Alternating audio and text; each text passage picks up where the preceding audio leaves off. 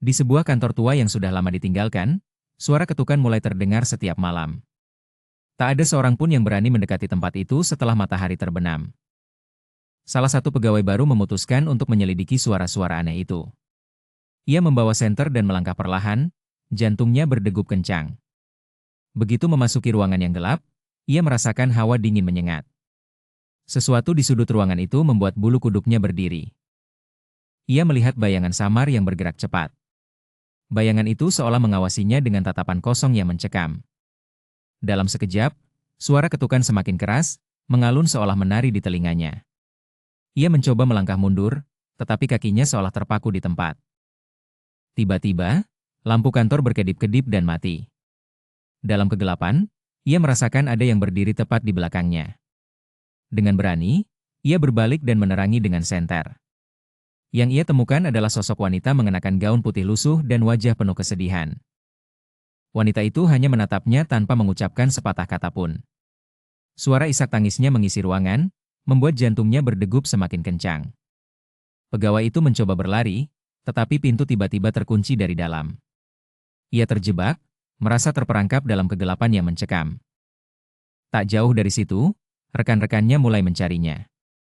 Mereka merasakan keanehan dan berhenti di depan pintu, mendengar suara tangisan yang samar.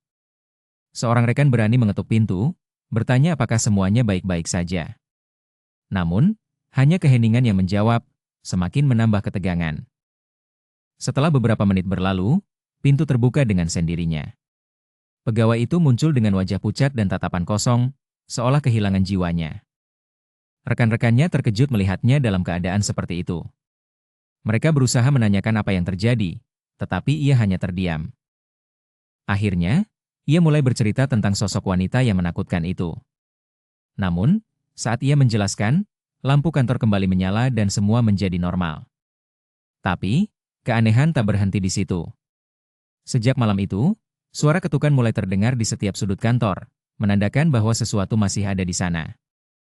Hari-hari berlalu, dan pegawai itu merasa ada yang mengawasinya.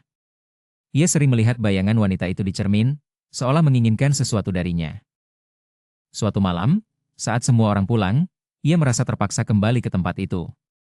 Ada dorongan misterius yang tak bisa ia jelaskan. Setelah memasuki ruangan, ia merasakan hawa dingin yang lebih kuat. Dan saat itulah, suara wanita itu kembali terdengar, memanggil namanya dengan lembut. Kisah ini menjadi legenda di kantor. Tak ada yang berani tinggal sendirian di malam hari, karena mereka tahu, sosok wanita itu masih berkeliaran.